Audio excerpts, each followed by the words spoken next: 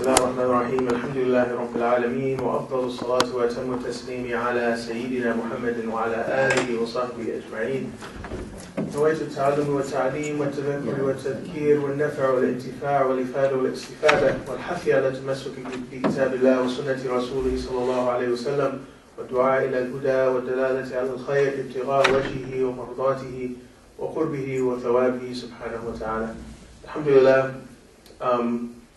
Inshallah, today, just as yesterday, we have our honored guest, Brother Riyadh Shema, and he's going to be talking to us about community development through mentoring, using the prophetic model of community development through mentoring. And this is an important topic because It's actually going out there. it's actually going on Yeah, there. there's a way. So why don't we just Kind of do it. Okay. Yeah. So it's actually it's a very important topic for us as Muslims because Allah Subhanahu wa Taala, and I'm not going to do a long talk about this, but Allah Subhanahu wa Taala he describes human beings as Khalifa. Inna ja'alnaka khalifatan fil ard. When Allah Subhanahu wa Taala speaks to Dawood alayhi salam, he says ja'alnaka khalifatan fil ard fahkum bayna an-nasi bil haqq. And he says, we've made you a khalifa in this world, and so, judge between people with the truth. And the scholars say that there are two main components to being a khalifa. And this is the identity of the human being, not just, the imam or some leader in a particular field. But every human being has this responsibility of being a khalifa, and there are two main parts to that.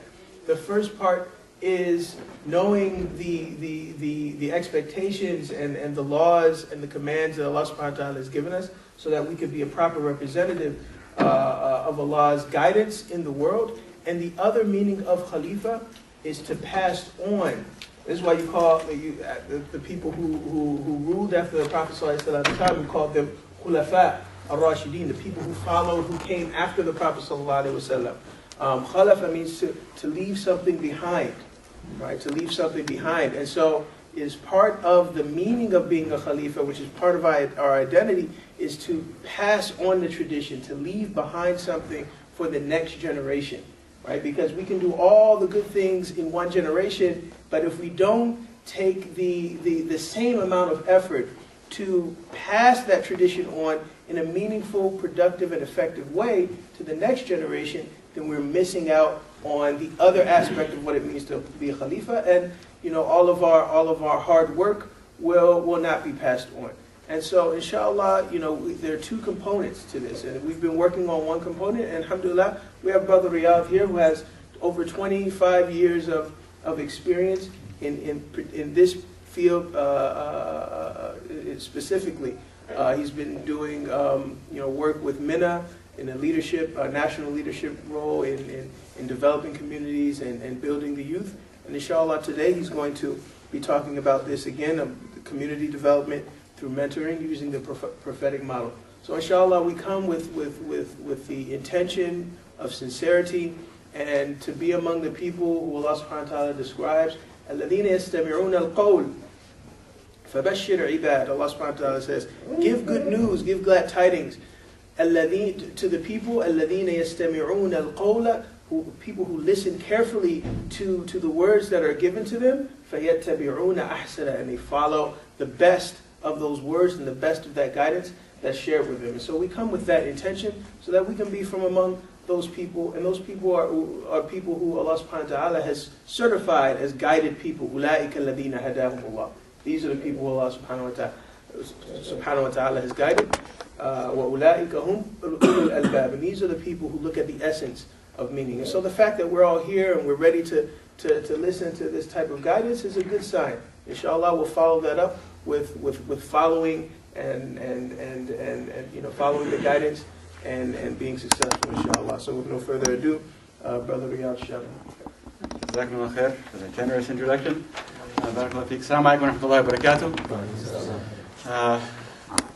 Alhamdulillah, everybody is out on a Saturday morning and is here, and we appreciate the fact that you are making that choice to be here, because it is a choice. There's a lot of other things that we could be doing, a lot of other places we could be. For those of us who are working all week long, sometimes we like to take the weekend just to rest and relax, and so alhamdulillah, I'm very happy that everybody's here.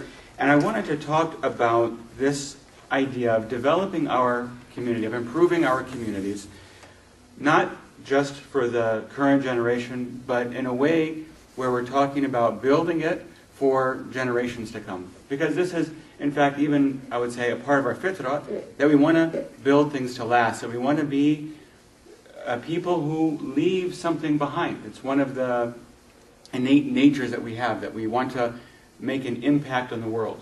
And we want to do something that has meaning and something that's going to last. And this is something that deep down we have a desire to do that. And so we want to make sure that we're doing it in a good way. Because people will do it for the sake of doing it, even if the only thing they can think of is bad. And this is why you find some people that are criminals, but they're proud of it, because they feel like everyone's going to remember my name. So you look at someone like Al Capone, and why did he do the things he did? And it wasn't that he was an evil person through and through necessarily. I mean, he was known to be generous in some cases and to help people out in some cases and do acts of kindness just because somebody asked. So it wasn't that he was just some completely black-hearted evil person, but he wanted to leave a legacy behind. He still wanted to have that sense of, hey, everybody knows my name. Hey, don't you know who you're talking to? Because we want to have that recognition, and I'm going to leave behind some legacy. And so, I say that just to say that it's important for us to identify within ourselves the fact that we do want to leave something behind, and we should make sure that it's something that's positive and something that's beneficial, because this idea of sadaqatun jariyah, for me anyway, has always been something very exciting. Really one of the things that I've loved so much about this deen, when we talk about the generosity of Allah subhanahu wa ta'ala, this is something that we can't, of course, ever match, because, of course, we're human beings, but that Allah is so generous, right? That Allah gives in so many ways, and in such a ongoing sort of way. How many of you, just show of hands, how many of you are familiar with multi-level marketing companies and things like that? Idea of multi-level marketing? Okay. So multi-level marketing is something that gets people very excited because of the idea behind it. And it's a principle that says that you'll do the work once and then you eventually will get paid on it forever, because you train someone else to do the work, and then all the work they do you also get paid on. So typically there's some product, it's not always overpriced, but oftentimes it is. But nonetheless, we take a product that we're going to sell, and let's say it's a bottle of vitamins. And typically they're very, very good products and everything else. But we say we're going to sell this bottle of vitamins for $50. And instead of instead of the company putting their money into advertising, which costs a lot of money, they don't put any money into advertising. And the idea is, theoretically, that that same money that would have gone to advertising was going to go to pay for the people who are actually promoting and selling the product. So the product is $50, and I buy that product, and I spend $50. Now, out of that $50, $5 may go to the person who signed me up for the company, and $3 will go to the person who signed him up for the company, and $1 will go to the person who signed them up for the company. And it goes back, 5 generations, 7 generations, etc., so that, theoretically, everybody from the company founder down to the last person selling it is making a few pennies, if not a few dollars on the product. And once I've maybe introduced 6 or 7 people, and then they introduce 6 or 7 people each, right? Then that's like 36 people in my network, and then each of those 36 people has now gone on and introduced 6 or 7 people. So now there's 150 people on my network, and then pretty soon there's tens of thousands of people in my network. So even if by that 6th or 7th generation I'm only making 5 cents per product, but that's 5 cents times 100,000 people, that's $5,000 every time a month goes by. And so people get very excited because, hey, I only had to find 6 or 7 people, teach them to do the same thing, and then pretty soon I'll be sitting back and making hundreds of thousands of dollars, and I don't have to do anything anymore. And that's a great idea. And theoretically, it would work. The reality is, it doesn't. For two reasons. Number one, it's hard to get people to always be consistent in their buying and habits and everything else. Number two, at the end of the day, there's only so much money. I mean, if that product costs, say, $15 to actually make and get out there, well, there's only $35 of profit. So there's only so many ways I can stretch that $35. Eventually, that money runs out. And so a lot of times those things end up collapsing if they're not properly structured. And it's hard work, actually, to make that money because, again, people tend to resort to easy buying habits, etc. Why do I mention all of this? Because I have some vitamins I want you to buy. No. I do have some vitamins. But anyway, I'm not here for that. What I'm here to say is this, that idea is a great concept. But I love this deen because it perfects that in the sense that Allah subhanahu wa ta'ala has infinite supply. Right? Allah is not limited by a specific margin. And at the end of the day, I may say, well, wait a minute, if I sell you the vitamins, I get $5. But I'm only going to get $1 now from the vitamins that you sell to somebody else. So really, I want to kind of find that somebody else instead because I'd rather have $5 instead of just $1 of profit. But with Allah subhanahu wa ta'ala, I can teach you something good. And every time you do that thing, I get the reward. So maybe you didn't know, right, I can hope, that you didn't already know that saying, Subhanallah wa bihamdihi, is something that the Prophet ﷺ said, it's easy on the tongue, but heavy on the scales. In other words, every time you say, Subhanallah wa bihamdihi, there's a huge reward that you get from Allah subhanahu wa ta'ala. And it's easy. How long did it take to say that? Everyone say it. Subhanallah wa bihamdihi. Okay? So alhamdulillah, I'm happy to collect all that reward. Why? Because now you always say it. But you also, each of you got that reward. Right? So I didn't take anything of your reward. So that heavy weight of reward that Allah places for just saying Subhanallah wa bihamdihi, because I encouraged you to say it, or perhaps even taught you to say it, when you said it, I also got that full weight of reward from each and every one of you. And guess what? You may go home, please do, and tell your friends and family, hey, guess what? When you say Subhanallah wa bihamdihi, I'm going to get this, well, you'll get this huge reward, but I'll get it too. So you say it. And every time your friend says Subhanallah wa bihamdihi, guess what? You get that full weight of reward, but guess what? So do I. And guess what? The same guy who told me about it also gets that reward. And on back up the chain. But the beautiful thing is, nobody's reward is diminished. You don't lose anything from your share of reward because you said Subhanallah wa bihamdihi, but you remember, oh wait, Brother Riyad taught me that. You get the full reward, I get the full reward. And this is what I'm talking about. The generosity of Allah subhanahu wa ta'ala is so incredible that Allah continues to give us for that. When they do fundraising for the masjid, and you go ahead and you make a donation, and you give a few dollars, or whatever you're able to give. And because of that, we're able to keep the heat on, and to have the rent, and people are able to come and pray in comfort and hear the message. Then you share in all of that reward that all of those people get. Why? You might have said, well, I only gave what I could, but you gave all of what you could. So you still get all of the reward of the guy who gave 10 times what you gave, but he was also giving all of what he could. Because Allah is, according to our capacity, He's rewarding us. And so we gain all of that reward. Why? Because Allah is generous like that. And that's one of the things, as I said, I find so exciting about this deen, because I can do a little bit of work and literally get paid on it forever. Why? Because only Allah is infinite. And so my reward is tied, to Jannah. And Jannah is infinite.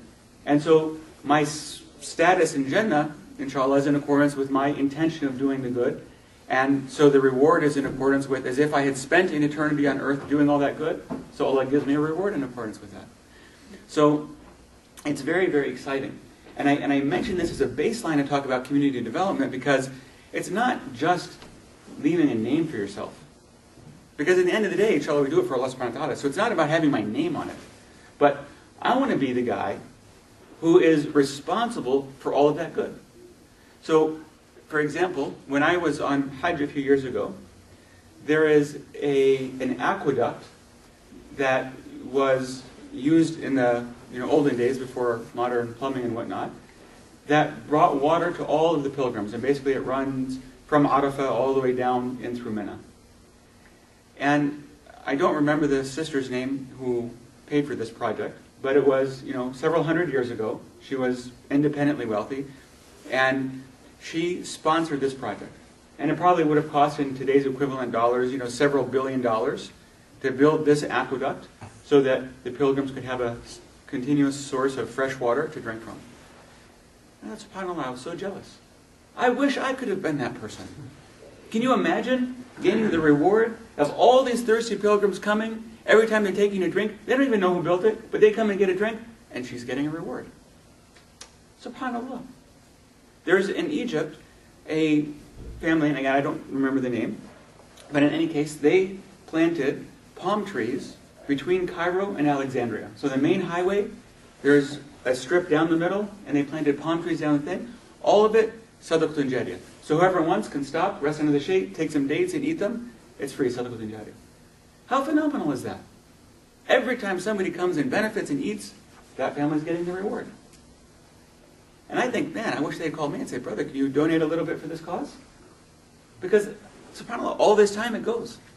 And so, when we're thinking about building our community, I think it's important for us to recognize that we're not just doing it for ourselves or to leave a legacy, but we're doing it for ourselves, for our akhirah. So that generations to come, when people are Muslim, it's perhaps, inshallah, because we made some effort today to ensure that they would still be Muslim. So that we don't look to those people who came here 50 years ago or 80 years ago, and we say, where are they? They're gone. Why? They didn't do what it took, perhaps, and Allah knows best, I don't want to judge, but maybe they didn't take some steps they might have taken to preserve the deen, to be here on an ongoing basis. So when we talk about community development, I want us to think on this broad level, because it's not about us individually, or even this masjid individually, or even Sioux Falls individually. But we want to say, how are we going to really establish this deen on the earth? The brother mentioned that we were put here to be khalifas on the earth. And that means that we have to look to the greater good of our community. And it's not just the Muslims, by the way. This is something as a greater good for the community. The people should be saying, Alhamdulillah, the Muslims are here. Because if the Muslims left, we'd be in trouble. Because the Muslims bring goodness to our community. The Muslims are calling to the good. The Muslims are establishing the good. We should be the ones who are famous for having the soup kitchens. We should be the ones who are famous for being out having litter patrol. Why is our streets spotless? Oh, we have Muslims here. They don't let a day go by except that they're out making sure that the litter is picked up from the city streets. Right? This is, our heritage. This level of excellence of giving in the community. So, what does all of that have to do with mentoring and youth work? Well, I think that that's where it starts, with our youth.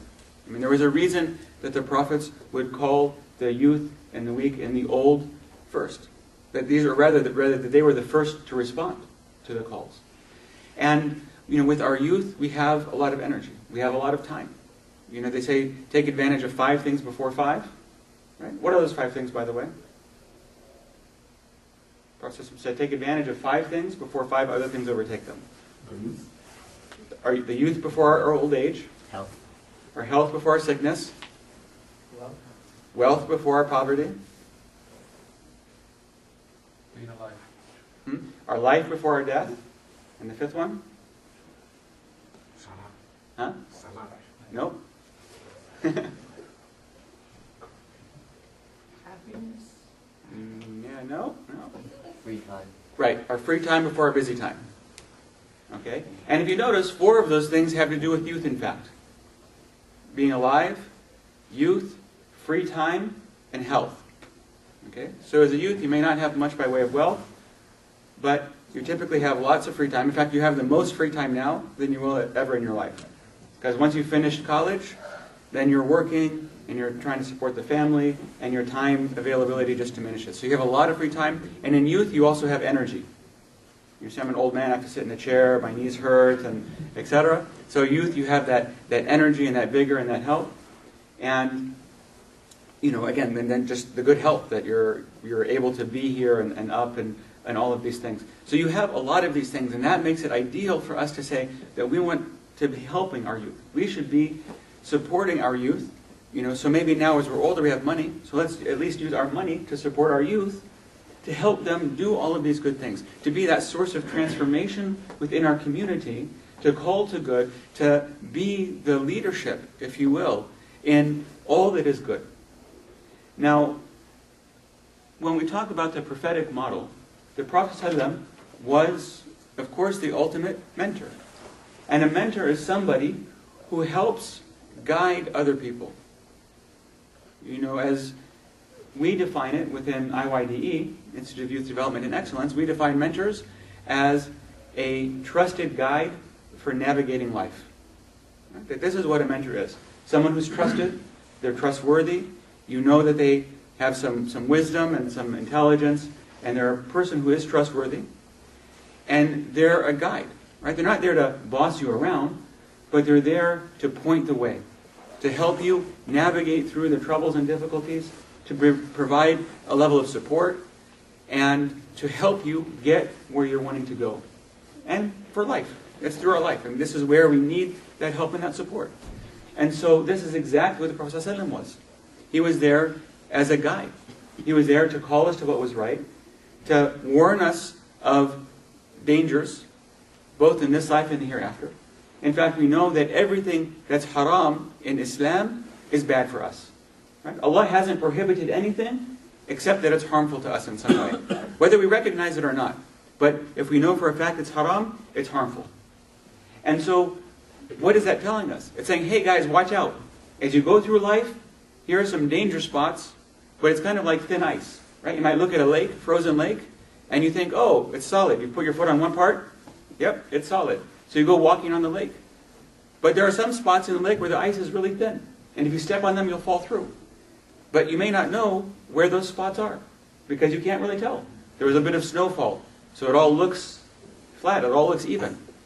So you'd want what? A guide to say, hey, if you're going to walk across this lake, you're going to skate on the lake, that's fine, but stay away from this area and this spot over here, because it's very thin ice. And if you skate or walk in that area, you'll fall through the ice. So, likewise, this is those elements of haram. As you go through life, everything looks nice and beautiful and wonderful, but watch out, there's a couple of spots here, they're tricky. And if you fall into them, you'll get hurt. So the guide is there to warn us of those things. And so, we don't have the Prophet ﷺ with us in person. But this is part of the plan of Allah subhanahu wa ta'ala. And we don't need to have the Prophet ﷺ living with us to fulfill our deen and to live this life. Because his guidance is there, and the model and example he set was there. And that model and example was what? To set people to watch over the next generation of people. And so the Prophet ﷺ was the mentor and trained the Sahaba, his companions. And those companions in turn mentored, training, guiding, watching out for the subsequent generations, and so on and so forth. Now, for many of us who have grown up perhaps overseas, or have grown up in an extended family environment, we kind of had our mentors built in. And this is one of the reasons why it's a little bit tricky, and I have to say this as a way of saying, be careful that we don't fall into a trap of thinking that we don't need other kinds of mentors, because our family was essentially our mentors. Right? For those of you who grew up with that extended family, you had a lot of adults in your lives that you could relate to, that you could talk to. Adults that you could trust. They could have been aunts or uncles, they might have been older cousins, but you might have had 5, 10, 15, 20 people that you could turn to, that would be there looking out for you, to help you and guide you, etc. Nowadays, especially living here, even if we happen to have family that lives in the same city, a lot of times we're far from each other. Our homes aren't next door. It's not like I can just walk next door and talk to my uncle. And because of that, I tend to feel more isolated. Now you say, oh yeah, you can always pick up a phone. But really, when you're having a big issue in your life, you don't want to call someone. You want to talk to somebody. And a lot of times, you may not be even in a mental position to think that you need to call.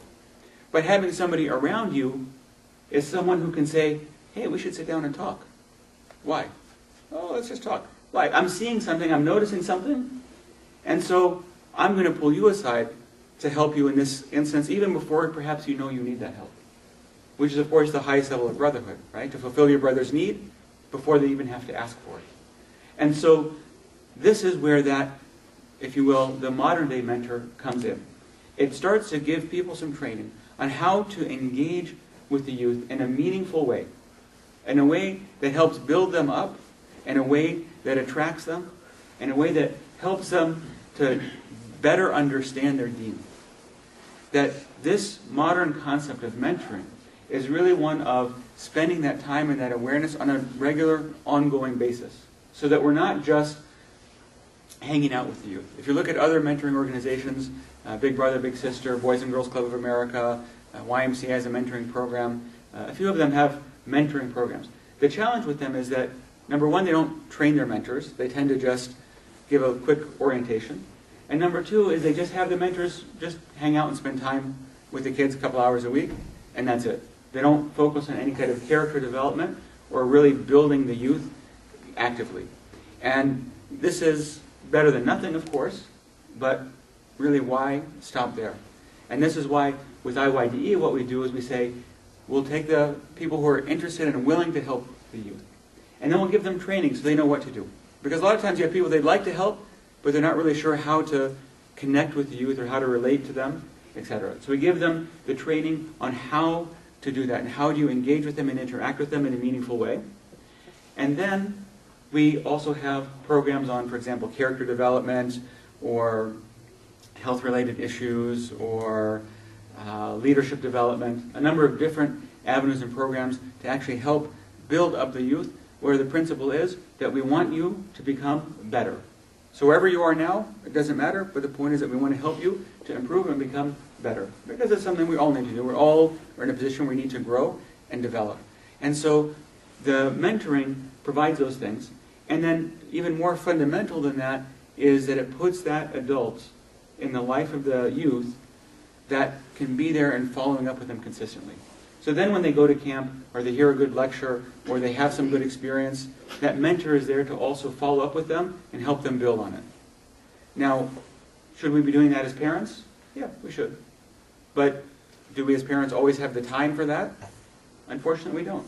And again, even if we do, it's good to have additional adults in the lives of our children so that when they come to a point where maybe, for whatever reason, they're not comfortable talking to us, then we know that the person they are going to talk to is someone who has some wisdom, someone who's going to be guiding them also to what's right. And the reality is, all of us have or need mentors. No matter what age we are, we need to look to those people who have more experience and wisdom.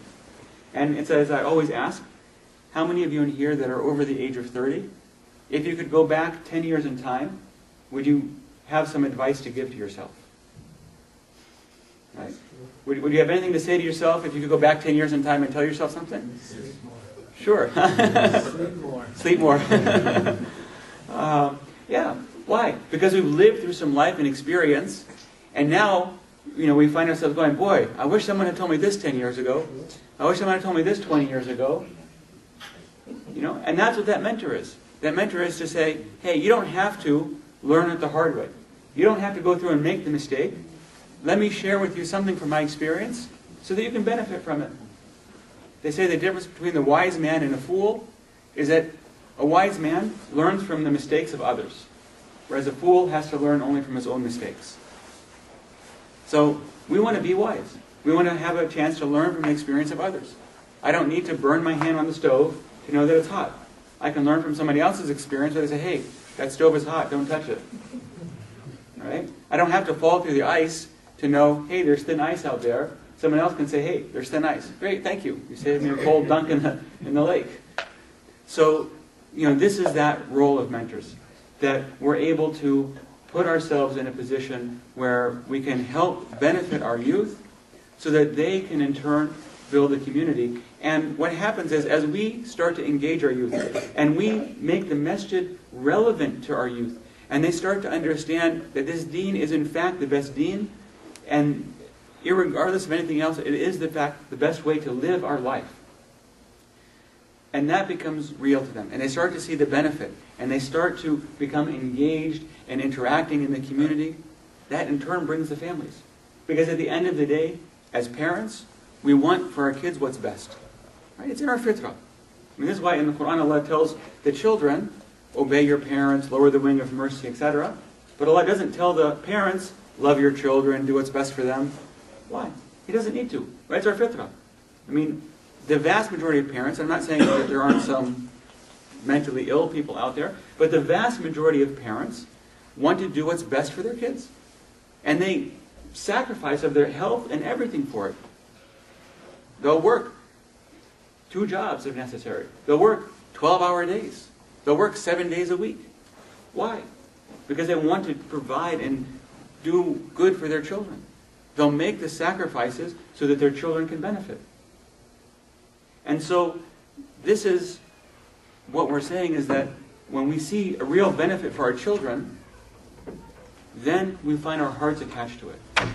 If I really want any of you brothers to really love me, I know what I have to do is do something for your kids. If I come and I do some benefit for your kids, you will love me more than anything I could do for you.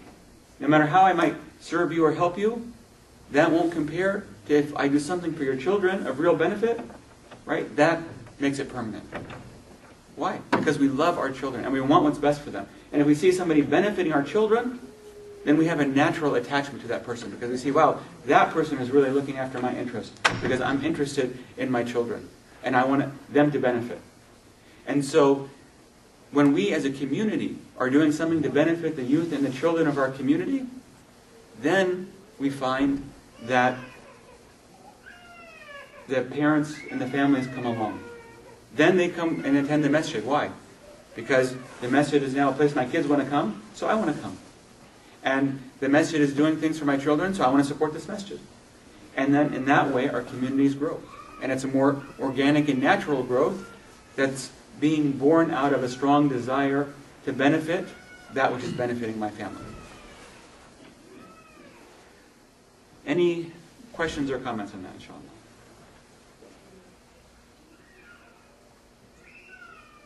How does, I mean, if you look at, one of the challenges a lot of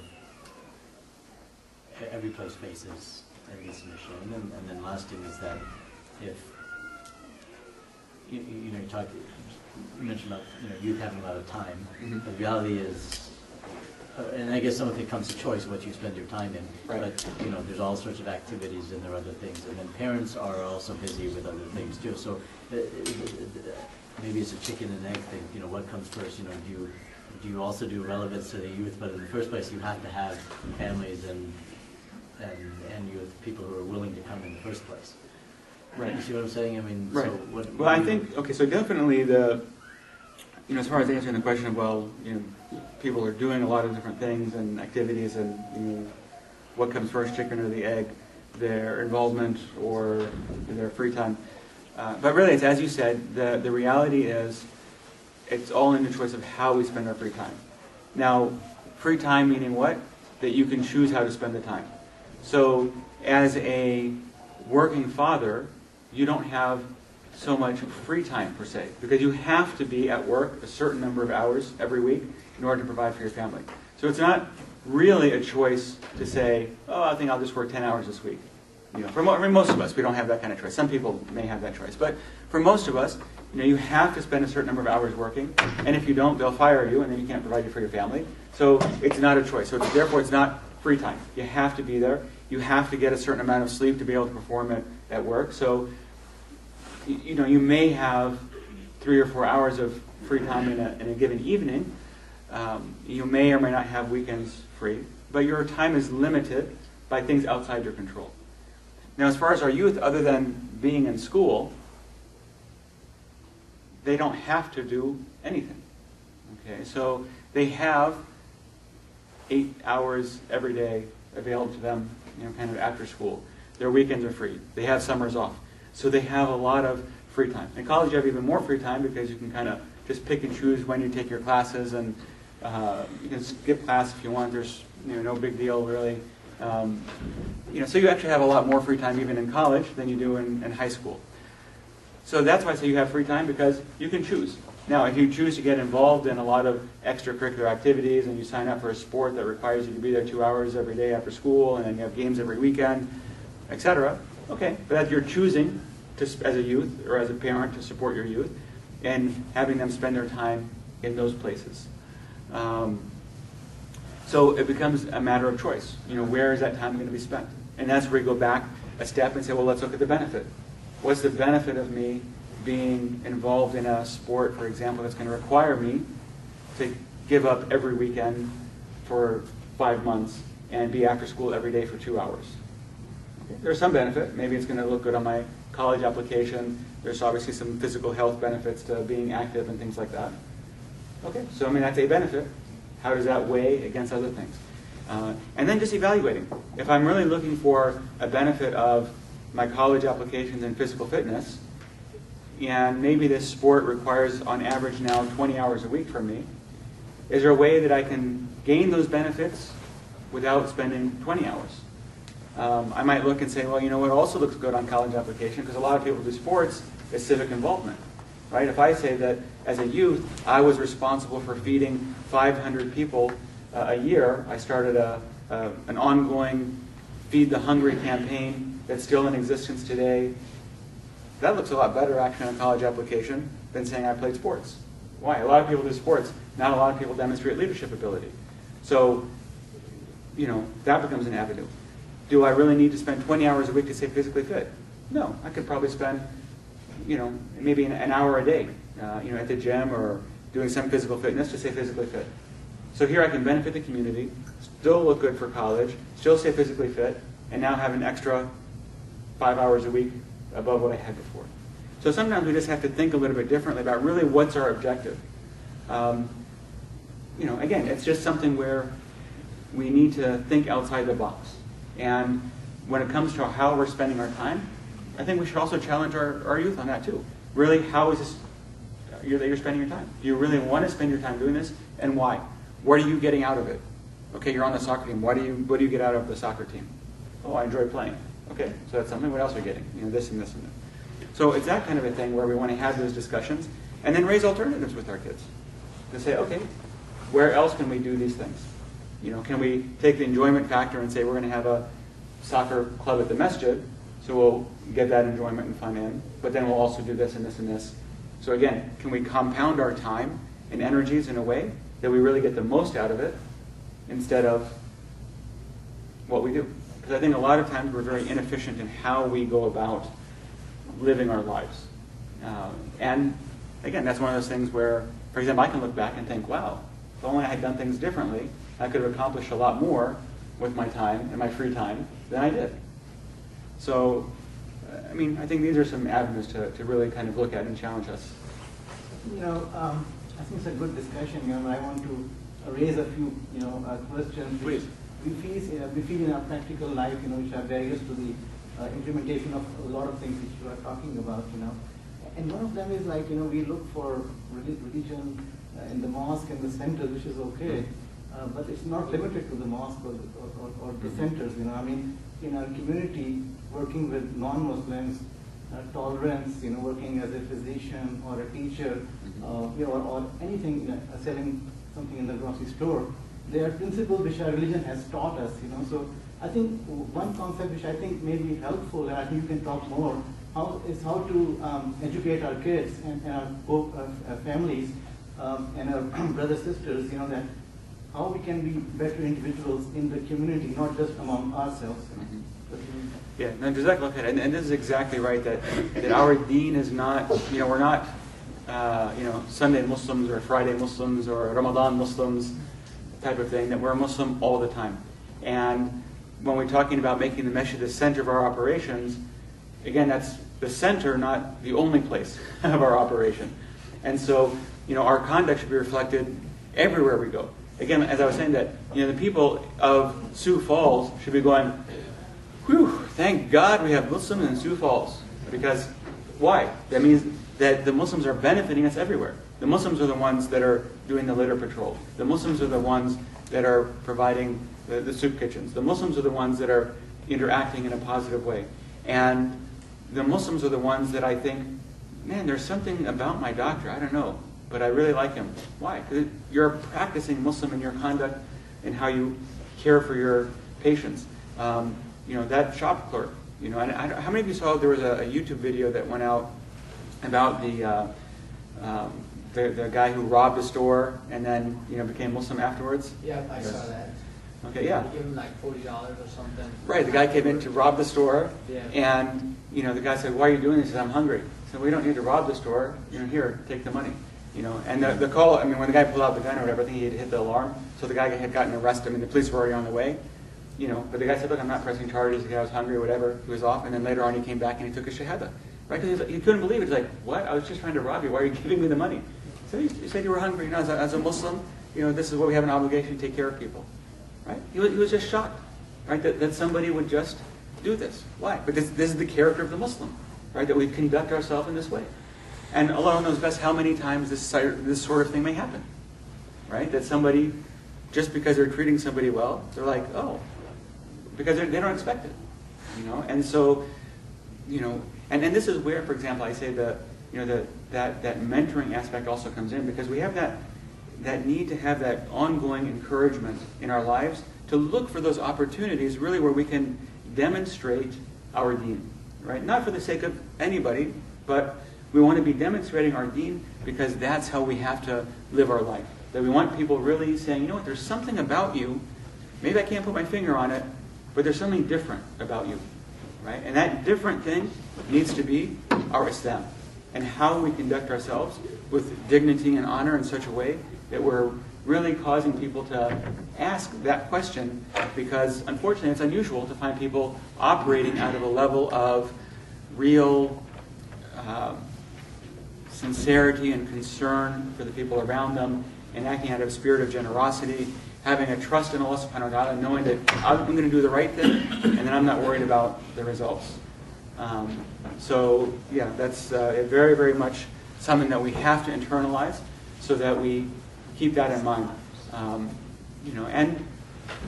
think, and we mentioned this yesterday, that the Prophet made the dua, don't make me be a trial upon people in their deen. And really, some people, it's unfortunate, hate Muslims. Why? Because they've interacted with some Muslims, who have, unfortunately, the worst conduct. They come with an attitude of, I'm in the land of disbelief, and so therefore I can cheat people and do whatever I want. And, subhanAllah. I was just talking with the brother, earlier, and, saying it, do you mind if I tell the story? Okay. Yeah, it's okay. Okay. That the brother who introduced him to Islam, he was saying he did it in such a beautiful way, and he'd asked him, just nicely, they talked about the core belief of Islam, and then after he said, yeah, that sounds good or whatever, he said, okay, so, what do you think? He said, I think I should be Muslim. He said, great, here, do your shahada, brought the witnesses, and done, right? After that, he taught him Islam and everything else. But turns out that this person, was, he said, a smuggler. And he would, basically talk to people if they, seemed to be interested in Islam. They were honest with them, and if they weren't, then they would cheat them. Right? SubhanAllah, and, may Allah guide this person, right? And who knows what reward he might have by the people he calls to Islam, inshallah. But the point is that, we should have excellent conduct with everybody, right? We should be the one who, is honest. There was a story, I think it was Imam Abu Hanifa, who was also a merchant, was selling some silks or something, and he told the guy who was going to be selling, by the way, you have to discount, this one bolt of silk out of all of these bolts because it's a little bit damaged. And then the guy came back and he asked him, hey, did you remember to discount that bolt of silk? And he said, oh, no, sorry, I forgot. He said, go refund all of the money to those people. Why? Because he said, no, they didn't know the condition of that one part of it, and so I don't want any of this money. Right? He refused to take any of the money. Why? Because he said there's some element in it that's not right. There's some element of, they were cheated, because if they didn't find it now and they find it later, he returns it. Why? This is that character, right? Can you imagine if that person who had bought it was a Muslim? And I think, subhanAllah, what's this? I got my whole refund back because there's some damaged part? And why? And they caught it. It was on their end. I didn't have to catch them and say, oh, wait, what happened here? Right? It was on his initiative that he did it. Right? This is that character of the Muslim that we want to, always be the one that give in excess of expectation. Right? That we do more than is what's expected. And that's our day-to-day living. Right? And that's really very fundamental. Yes, brother? What is an easy or fun way to attract youth to to actually gather and kind of, you know, serve in the soup kitchens, because we used to do it when I was going to high school and middle school. So just getting the youth together. I mean, some brothers here are trying to get them together, but what's some of the things that, from your experience, that work that are fun? Because kids usually look for fun. Look for fun things, right? Everywhere are. Right. I'd say that. Some advice on that. Sure. The number one thing to get the youth to come and be attracted and be involved is to care about them. Right. Okay. And by that I really mean to care, because at the end of the day, that's why we go places and do things. Okay. The kids, in fact, don't show up because something is just fun, quote unquote. I mean, there's a certain age, you know, when you're maybe between the ages of like 5 and 10 or 12 or so, where you do things because it's fun, right? That's where you say, hey, we're going to have a skating party. You're like, hey, I love to skate. Let's go skating, right? And they're excited about it. But for most teenagers, if you say, hey, there's going to be a skating party, they're not saying, yay, skating party, right? They say, who's going, right? I mean, isn't that the question? Are my friends going to be there? No, they're not going. But it's free unlimited skating. I don't want to go. Okay? Pick your fun activity. If their friends aren't going, I don't want to go. Which is telling us something that what? That it's not the activity, right? It's not having something fun. It's doing something with my friends. And that's why, even if we just go hang out at the mall, you think, you know, where are you going with your friends? Or we're going to the mall. Why? You guys are all broke. You don't have any money. You can't buy anything. Yeah, we're just going to walk around and look at stuff. Right? How is that fun? Right? Well, it's not intrinsically fun, but you're spending time with your friends. Okay? And so this is what, you know, they like to do. Why do they like to spend time with their friends? They're cool? Yeah. What makes them cool?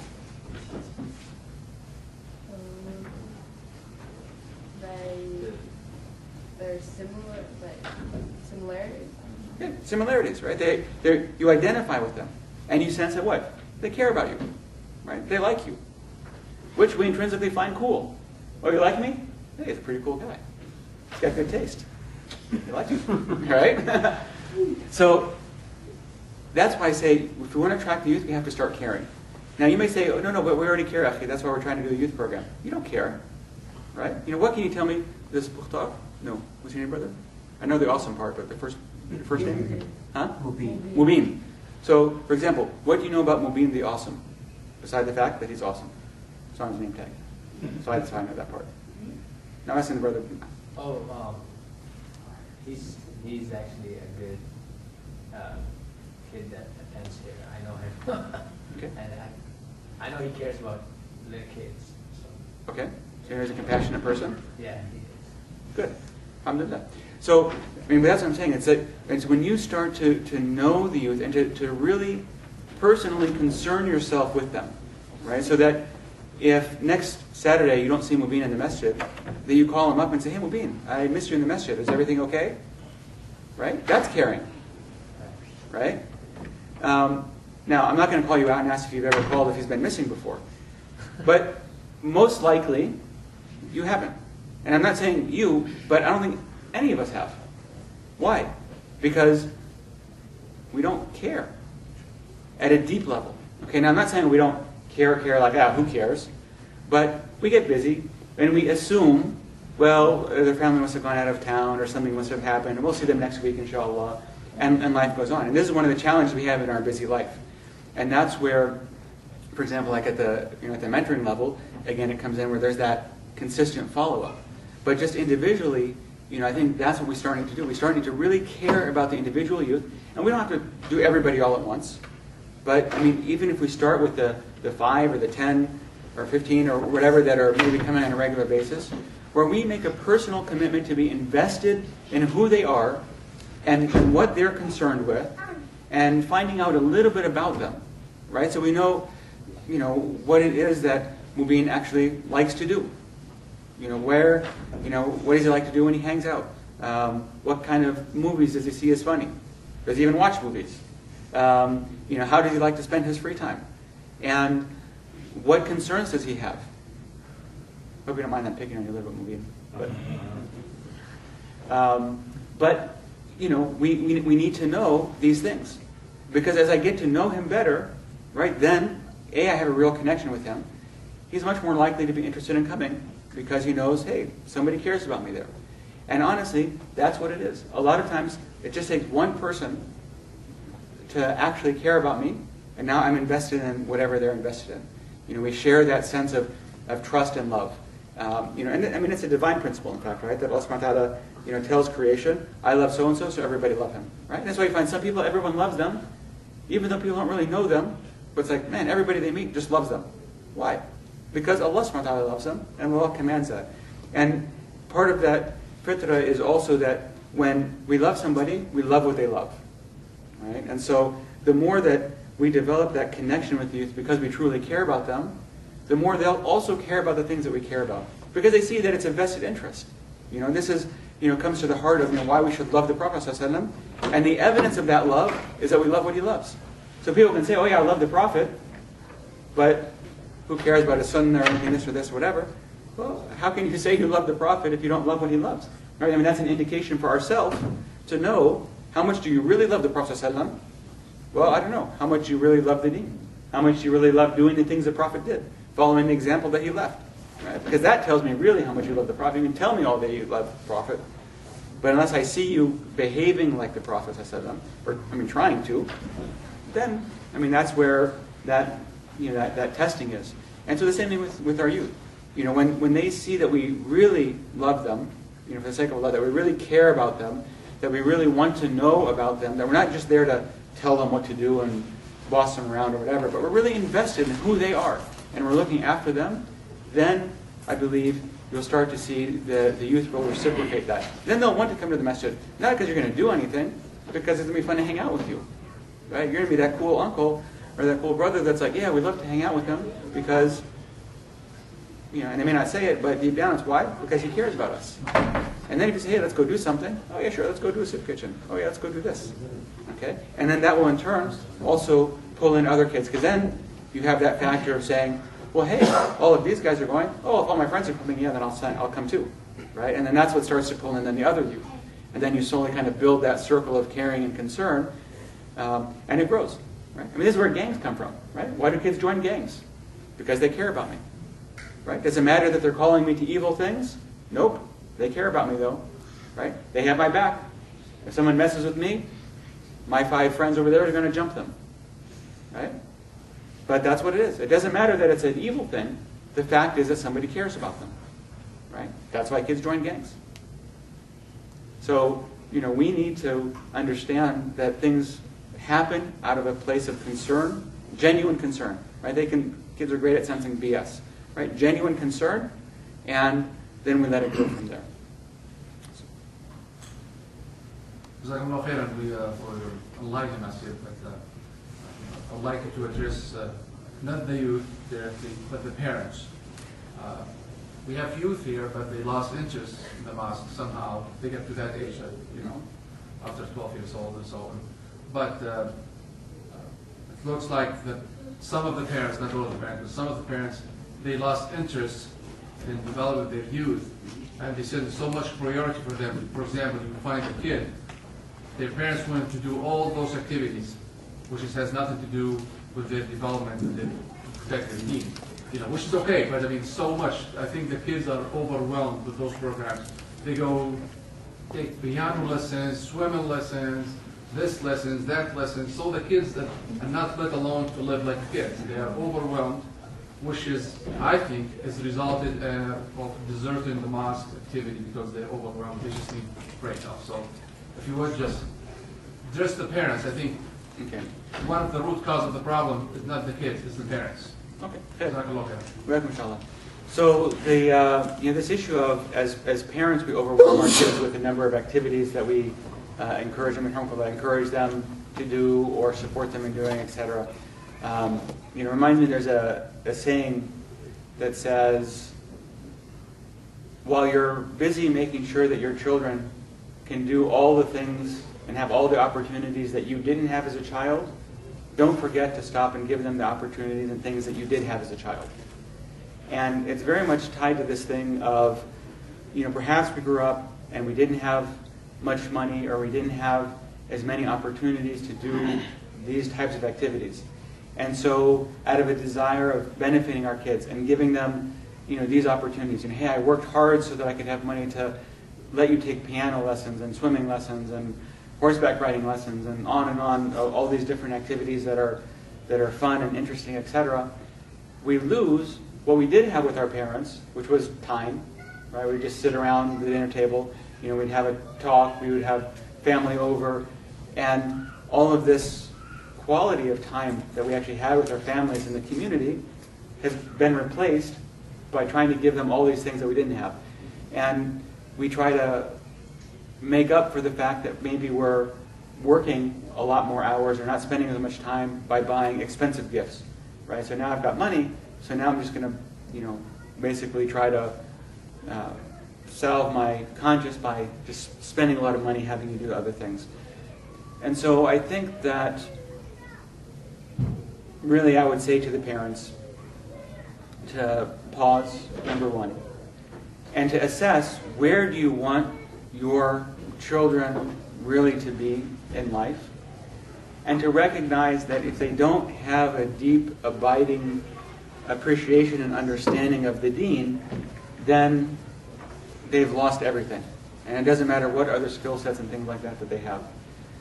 It's great to be able to give our children opportunities to do different things and to explore different skills, etc.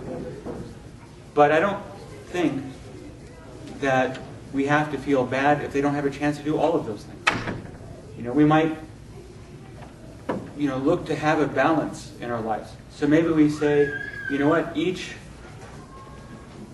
semester, quarter, year, pick one activity, and you can do it.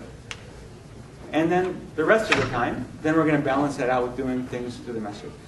I would say that as parents, we might want to take a look and say, you know what, let me go, in fact, beyond the idea of just entertaining my kids and really look to their development.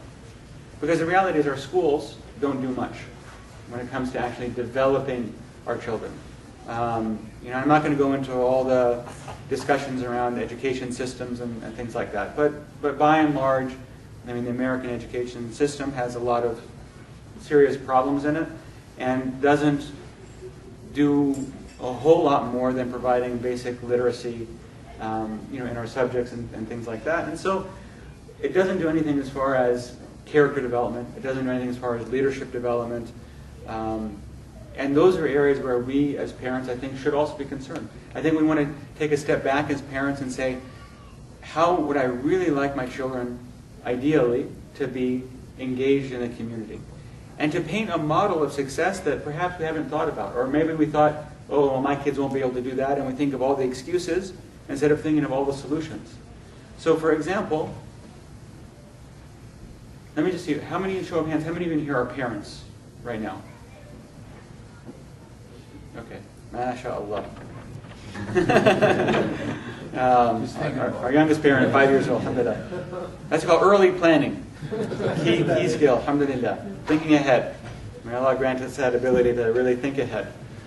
So, now let me ask you this as parents. Let me paint a picture, and if you think that it would be really nice if you're, honestly, you don't have to raise your hand when I ask this question just to raise your hand, but honestly, I'm going to paint a picture here for you of a youth, and I want you to raise your hand if you think, I would be very happy if my youth were to generally fit this model.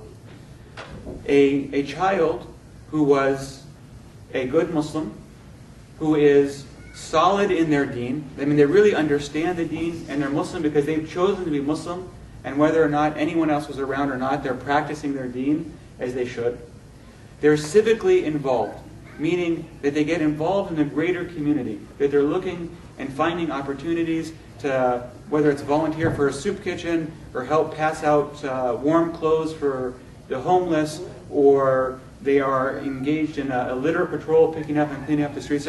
On a regular basis, they're engaged in doing something within the broader community that's benefiting that community. They are a good student, they're physically healthy, and they are somebody who is engaged in the masjid in a way that other kids like coming to the masjid because your child is there in the masjid. So how many of you now, show of hands, would like to have a child that fits that description? Okay, so alhamdulillah. So most of you, which is good. And the reality is that that's possible. Okay? Now, it doesn't mean that it's easy. It doesn't mean that there aren't some challenges. And it doesn't mean that we can just go home today and tell our children, by the way, I have a new vision for you now, and here it is. So starting tomorrow, this is what you're going to do. But it's a place that we can build for. And if we think about it, and we start to put the steps into place, then we can start to see this happening.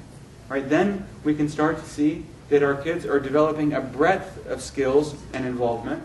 And it's not limited to just a typical sort of thing where I go to school, I play sports all the time, especially for the guys, and then I try to get some kind of an athletic scholarship, or my one hallmark on my college application is that I played sports for 4 years, and I have a ton of trophies at home from all the games that we played, and other than that, and I was voted most popular at school. Right? I mean, that's an archetype, but we can be, again, so much more than that. Yes, brother. I think Rashid brought a good point. I think in defense of parents, I'll just use a few words. Sure. I think one thing we all have to understand is not to become judgmental by actions. For example, if someone is taking a piano class or a swimming class, I think we should not assume that this person is without deen or religion. At the same time, if someone is heavily involved in mosque, he may be the greatest person, but does not mean that he is a complete angel. So I think in our discussion, we should try to avoid being judgmental to create devils and angels, because the truth may be somewhere in the between. I like your content, your comment that it's important to have a balanced life. Many of the things which kids have to do to go to school and be physically active and go to swimming are kind of requirements of life, and they're not un-Islamic. You want to be a good scientist, there's nothing wrong about it. You need to study for it, take a course, that's perfectly fine. You want to be a good in your physical health, so you want to do a swimming lesson, that's perfectly fine. But it doesn't stop you from becoming a good Muslim. But it should not portray you as someone who is too involved and becoming un-Islamic. So I think the point I'm trying to make is not to become judgmental on watching the actions of someone. So, but I think the good thing will be to have a balance and develop tolerance. I think what we lack in our community is tolerance. Where we kind of define things one way or the other without tolerating each other. So just a few comments on that. Right. And the key is balance. And I think really what the brother was saying was not that any one of those things individually is problematic. I think he was talking, and correct me if I'm wrong, I think he was addressing more of when the entirety of our children's lives was involved in activities. And again, it's not the activity itself that's a problem, but it's that losing balance, right? That the balance is shifted into filling the life of our children with so many activities that we lose a social element even. Okay, the kids don't know how to even interact anymore because they're literally, going from school to, one lesson, and then from that lesson to another lesson, and then coming home and having to study, and then go to sleep. And so they didn't have time for dinner with their family. They didn't have, time to attend the masjid because the weekend was filled with, 3 different, activities around those things. And so it's that loss of balance, right? So, that I think is really the key element. And you're right, for sure. I think an overriding principle is that we shouldn't be judgmental and finger pointing and things like that because, again, Allah knows best. Things appear one way and they're very different, right? And that's why Allah says, "Inna Allah kana alaykum raqib." That Allah is well aware of all that you do, because you can be the theoretical perfect model Muslim and you go home and close the door and it's a very different environment, right? And so, we do have to be careful. Not only that, we don't know circumstances, right? We may see somebody and they may be behaving badly, but we don't know all the other circumstances behind it. And like I think I mentioned yesterday, sometimes they just need a hug, right? That's all they wanted, just someone to understand them and say, look, come here, let me give you a hug. Hey, it'll be all right. If you need something, I'm here for you. Right? That's what they needed, not criticism and critique and things like that. Maybe, one thing, as the kids are listening, I think there's nothing wrong with doing these activities. But I think the balance is the right thing to do. Right, right, and that is it, for sure. For example, swimming lessons. It's from our sunnah, in fact. You should learn to swim, right? We need to know how to swim. But you're right. So again, we're not saying any individual activity is problematic, but it's how much time are we spending on an activity versus doing other things. If I don't have any time to read any Quran, okay, that's a problem, right? That I should. If I have difficulty with Quran, that's one thing. But I'm saying I don't have any time for it, right? That's a different thing. It's like, wait a minute, where's all your time going, right? You've got lots of free time. How is that time being spent? And that's why, even as a parent, I say, sometimes we need to take a step back and say, okay, as a family, let's look and see where our time is spent. As the working parent, I have to be spending a certain amount of time at work here to provide for our family. So my free time is limited here. Okay, kids, where are you spending your time? Okay, school. Okay, as a family, where do we want to do some things together? In what capacity do we want to be involved in the masjid? In what capacity are we doing other activities? And really just do a little bit of strategic planning as a family to see how do we want to be spending our life or our time. How do we want to be growing? Where are we going in life? Are we just trying to fill our time? Or because that's one of the challenges I think that a lot of our families, I think our Western culture in general has become something that is about constant entertainment, right? That I always need to be entertained, that I constantly need to be occupied, and we find this in generations now with all the electronic media and everything else where I've seen some very sad, instances of this where you stop or walk by in a restaurant even where there's a large group meeting, and how many people are actually sitting there at the table, phones out, checking something, look, you're sitting with people. Why can't you sit and talk with the people? No, I've got to have the phone out. I've got to be constantly checking, what's going on. Because I need that constant stimulus. Well, no one was talking to me at the moment. You couldn't listen to the conversation at the table, right? You had to oh, you're not talking to me? Okay, I'm doing something. So this sort of thing, I think we want to, again, as a family, kind of look and say, okay, let's collectively decide how we're balancing ourselves in our lives, in our deen, in our masjid, and our activities, so that we have balance, so that we grow in a positive way as individuals and as Muslims. We were talking about balance and all those sort of things for the parents. But we have to know one thing, that practicing our deen is a priority than anything else. So if we know that our kids are involved in 4 or 5 activities or 3 activities, and they're missing their asr, and they're missing their maghrib, and they're missing their isha, or in fact they're missing their fajr, that's a problem. That's a big problem. And parents tend to take that easy. I know that I lived here for about 10 years, so I know how it, and I went to high school here, I went to middle school here, I in fact went to elementary school here too. So I know how it goes. Yeah. If your parent encourages you, it helps a lot. Because in the school system, if you want to pray, nobody stops you from praying. Yeah. Even principals will allow you to use their office for praying. So there's absolutely no problem with the school system that they won't allow us to pray or they won't allow us to come to the masjid on Jummahs. But the fact is that, are we encouraging our kids to do that? Are we pushing them to do that? Or are we more like encouraging instead of pushing? Yeah. I guess just so, they don't get that. Yeah, and that's a very good point. And I would say that as parents, we want to make sure that we're actually infusing our Islam, into our life, right? We shouldn't see it as something separate.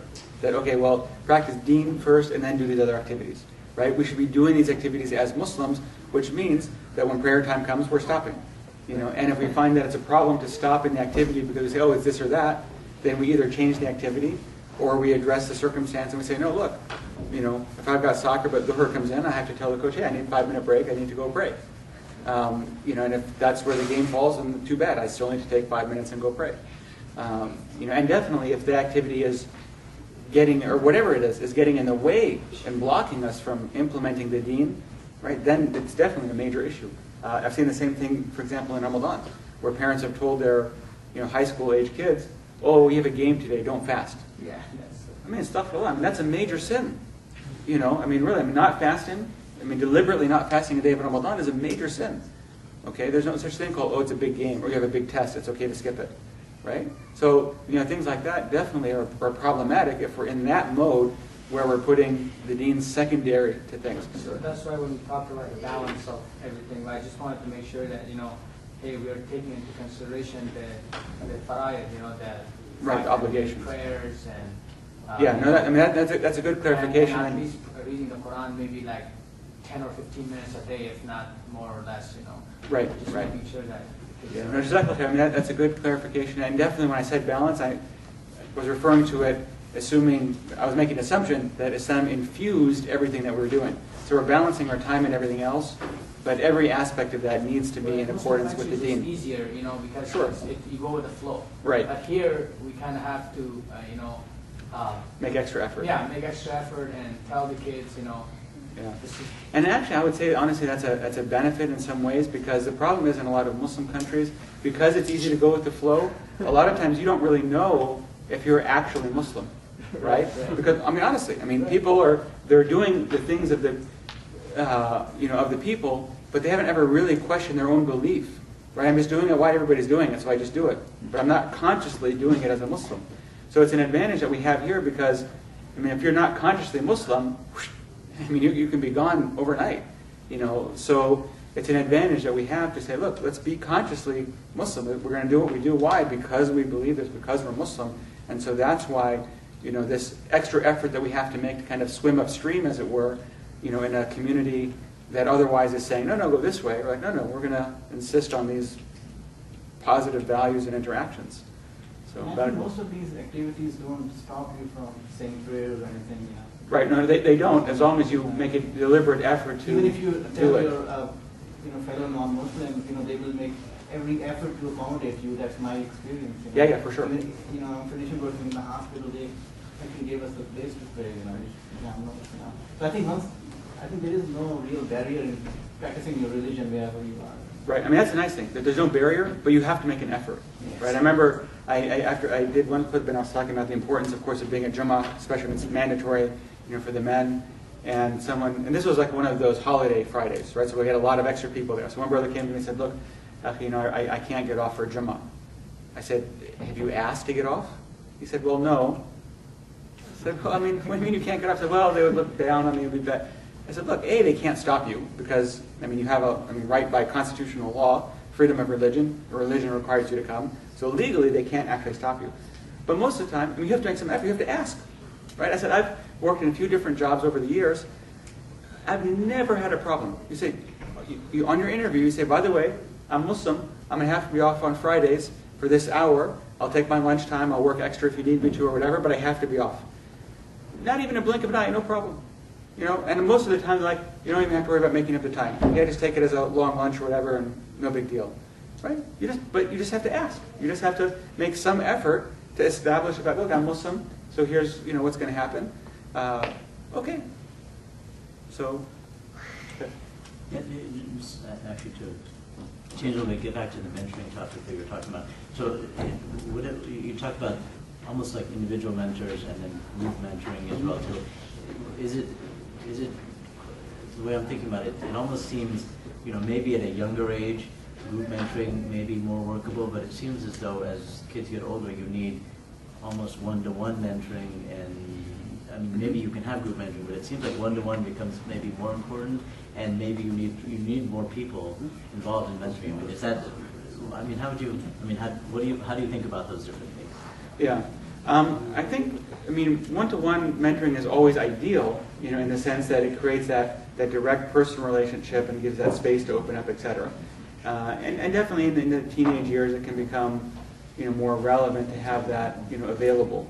But group mentoring works as well, and I would just say that if you're going to do group mentoring of teens, to make sure that the mentor can also allow some time for some one-on-one mentoring. So maybe the regular week in, week out mentoring process happens in a small group, but there should always be that window that's open for that mentor to do some one-on-one, you know, work with the individual. Because obviously there's going to be some things that come up where you don't even want your other peers to know, and you want to have that privacy of conversation, with your mentor. And that way you can also then allow for the fact that maybe you have a smaller pool of potential mentors, right? So we might put out and say, okay, who's interested and willing to get involved with youth and help, right? So then we get, 4 or 5 brothers, 4 or 5 of the sisters, that are saying, hey, we'd be willing to come and get involved and help. But we have 20 or 30 youth that we want to work with. Okay, so you do small groups, maybe 2 or 3 per group, so that still keeps it as a relatively close thing.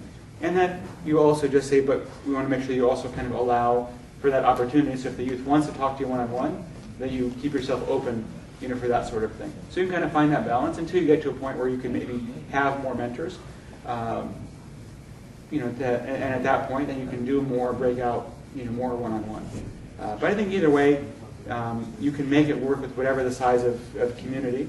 I think the key is really that something gets started though, so there's that process in place where you've got something you can now build on. And you can now pull in other mentors, etc. So even if you start with say 5 or 6, but then you can grow from there. Or as the need becomes more evident, right? So then maybe start with 5 or 6 and then group mentoring, and so maybe that's serving 20 youth because everyone does 3 or 4. But then all the youth are coming in and saying, boy, we really don't have enough one-on-one time with the mentors, and we're not wanting to overburden the mentors in terms of their time commitment. Okay, so that can be a good case for the community to say, look, all of the kids are saying they really benefit from it, but they really want to have more mentors.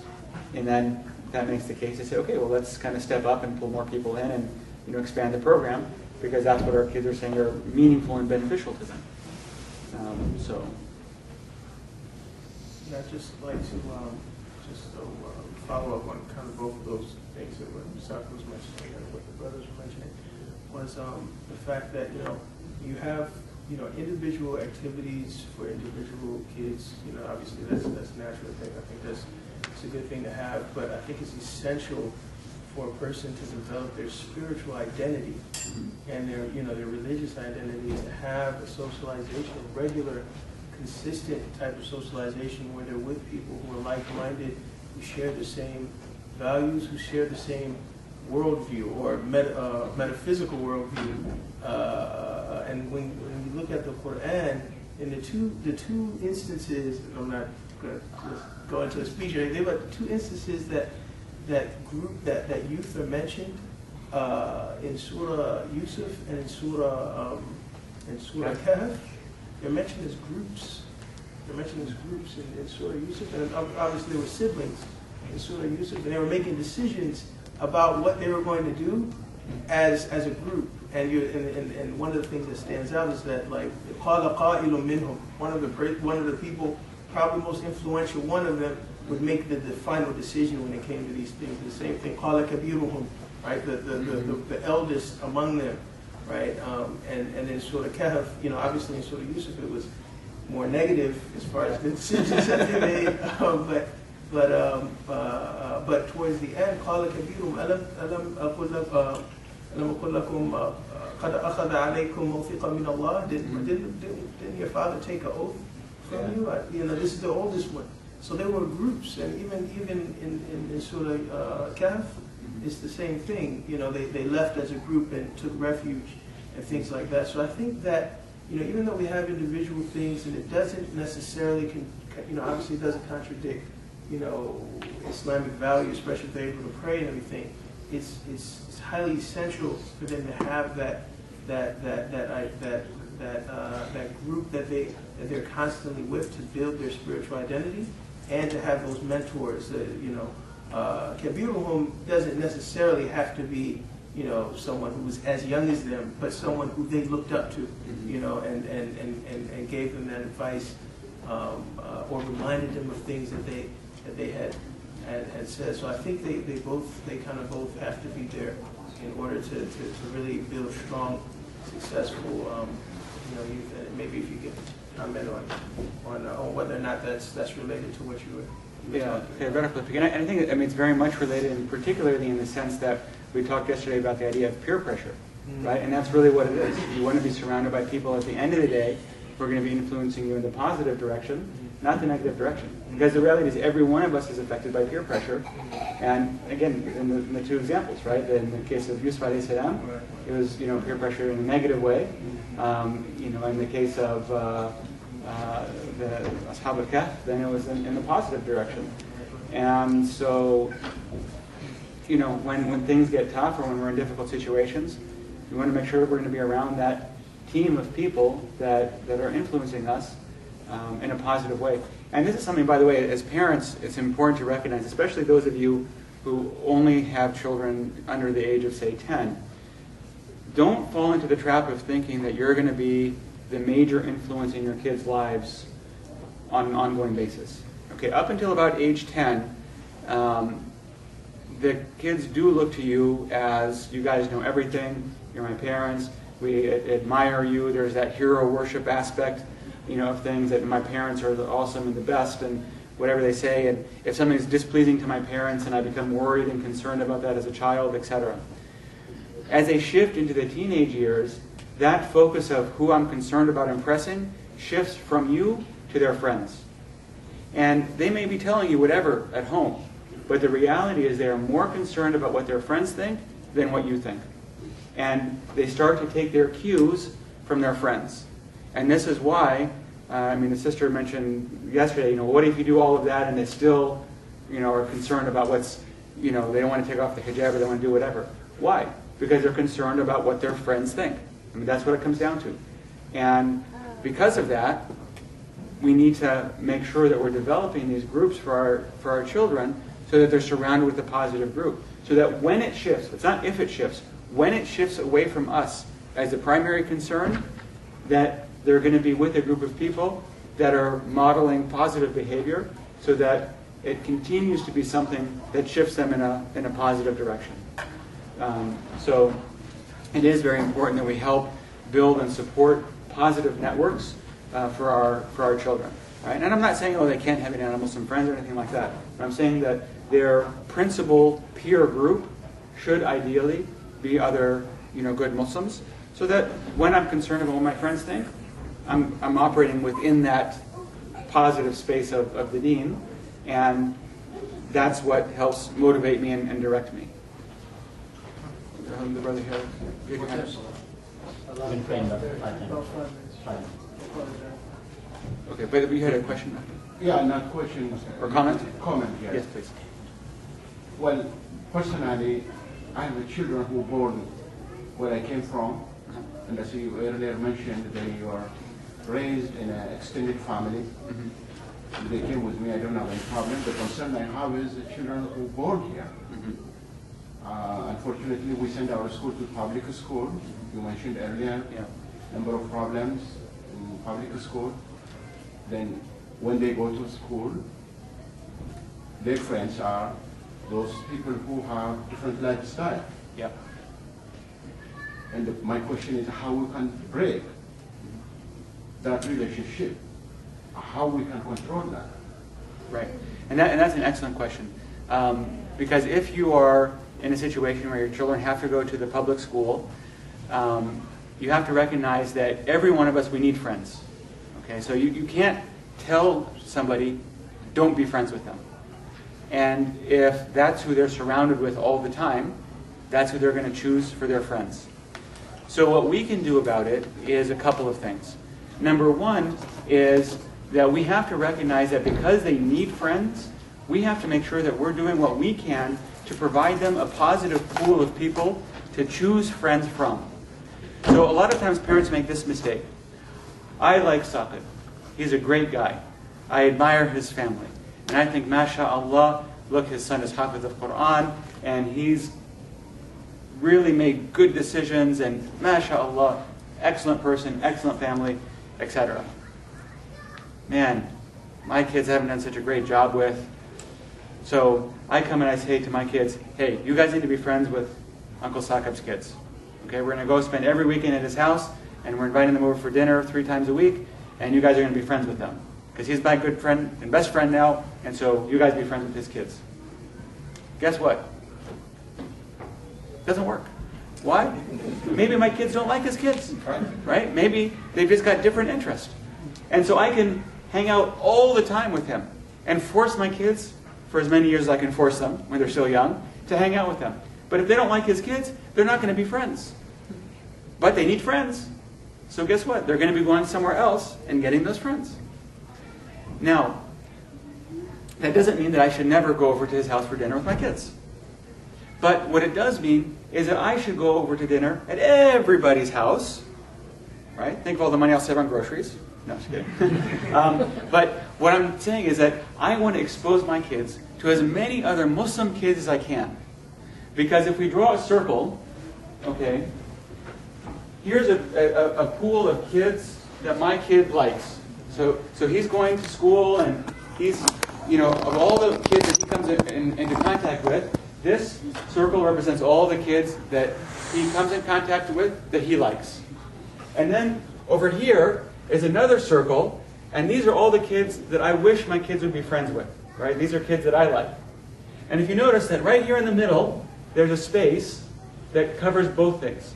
So it's a pool of kids that my kid likes and kids that I like. And now what I need to do, number one, is I need to make sure that that pool of children that my kid is being exposed to and that I like and he likes is big enough, right? If that pool of kids is only Saqib's kids, right, I'm most likely going to be in trouble. But if that pool of kids is all of your children, and I send them to Mina camp, and I send them to we go to the ISNA conference, and we do this other activities with the other masajid, etc. Right now I'm giving my kids a big pool of kids to choose from. So somewhere in all of those kids, they'll find 2 or 3 that they like, and that I like. And then what I need to do is make sure that I do everything possible to make sure that my kids have a chance to foster those friendships.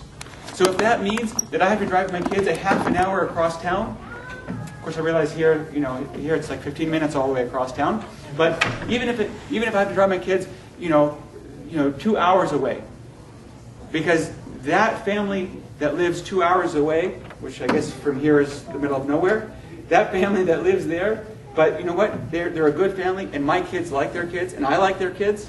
I'm going to drive that 2 hours so they can have time spending time with them and developing those friendships, so that when they get to a point where they're concerned about what their friends think, I can sit back and rest and go, oh, alhamdulillah, I have no problem. Because if they're concerned about what their friends think, I'm in good shape, because those are good kids and they're going to be concerned about good things.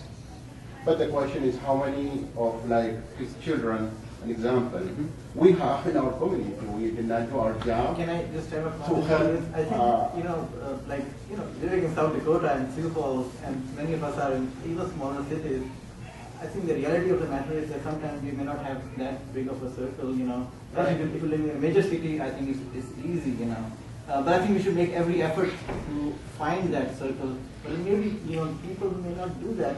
But I think I just want to mention that there's nothing wrong to have a non-Muslim friend too, who is good, who doesn't do bad things, you trust their family, you have a good neighbor. I think we need to emphasize there's nothing wrong in having a non-Muslim friend too, So, and I think we need to have some confidence in our kids too. I think the grooming from 1 to 10 does teach them some instincts. I think we need to have some trust in our kids too, and make them understand that we trust them, that they will not make wrong decisions. But still, it can happen. I agree that we need to find a bigger circle. So. Well, and here's the thing, actually, and I'll address your point here as well, because the thing is that I think we have to be cautious. It's actually, we're waiting a break, so if you can just give the adhan. Yeah, let me finish this point and then pray Dohar, and in front of, if you can just finish the point. Okay. And then we'll pray Dohar, and then we can Okay, come back. yeah, sure. So I think we have to be cautious about this idea of allowing, I'm not saying there's anything intrinsically wrong with a non-Muslim friend, but the problem is the worldview perspective of things. And so that non-Muslim friend might otherwise be a nice person, etc. But when my child is, they're not necessarily going to be reminding them that it's time to pray. They may be supportive in the fact that, your parents don't really get it, so it's okay, do this thing or whatever. There are some subtle things that are there that are problematic, not at an intrinsic level immediately, but can really develop into other things. And so our primary friends, really, we need to have some Muslim friends there. There's no doubt, frankly. Okay. Now that issue of the circle and how big it is, I think that even in a small community, it may not be a huge circle, and you say, how many kids do we have like that? I would say that there's probably more than we might think, but we really have to start exploring each other's families, number one. Number two, using things like, for example, the Minicamp, where, you know what, maybe it's an effort and we have to fly our kids there. Or maybe we say, you know what, let's get 10 of our kids and we'll have a parent volunteer and drive a 15-passenger van, and maybe it's a long drive, but we'll make that drive of 2 days, to get to, a camp. How far is Chicago a drive? Anyone driven here to Chicago? 10 hours? 9 hours. Okay, so not even bad. So we'll drive, there's a camp in Chicago, for example. So we'll take a van full of kids, drive to Chicago so they can attend it.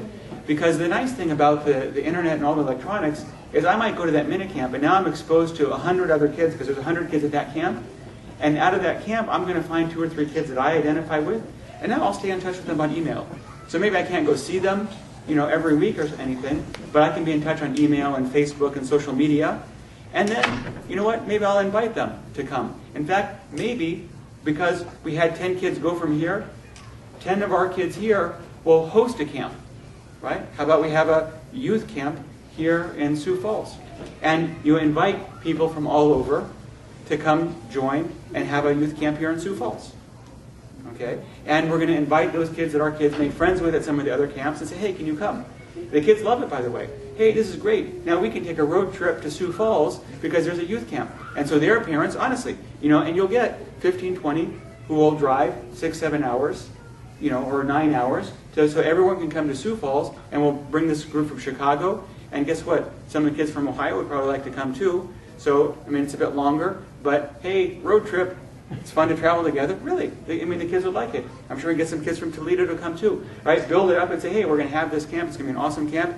And then now you're pulling in these other kids. And so now what you're doing is you're creating these circles, okay? It's not necessarily easy, but if you put a little effort and an intention behind it, then you can start to make it happen. And then you start to create this positive circle where the kids can now have a broader pool to choose from. Okay, and you encourage other people to come, and believe me, it does start to bring about change. Okay, it takes some time. I'm not saying it happens overnight, but it starts to create that environment where even as a community, the kids start to see, wow, look how invested our parents are in making sure that we have a positive pool of Muslims to choose from. And then if you couple that with the mentoring, right, then you have that mentor who's also there to provide that positive encouragement, right? So then different avenues, different things, and now you're creating this positive space for our kids to really grow. And we don't have to just throw our hands up in the air and go, well, what can I do? I have to work, and my wife has to work, and the kids are in school, and, we're just stuck. And unfortunately, a lot of families, I think they give up too quickly. Again, it's not easy, but I think if we make the effort and we put that plan into place, then again, we have the mentors, we have the youth doing stuff, we have some other people that are kind of helping organize things, then we start to create that space. So, Jazakallah khair. Inshallah, we're going to take a break and pray Salat. We'll reconvene probably after the sunnahs and everything, or almost around 2. Inshallah, at least that's what the... Yeah, I think we'll have lunch. Lunch, okay. So we'll pray, we'll have lunch, and then we'll reconvene for the second session, inshallah. Inshallah, we'll have Usama call the adhan. سبحان ربك رب العزة عما يصفون وسلام على المرسلين والحمد لله رب العالمين.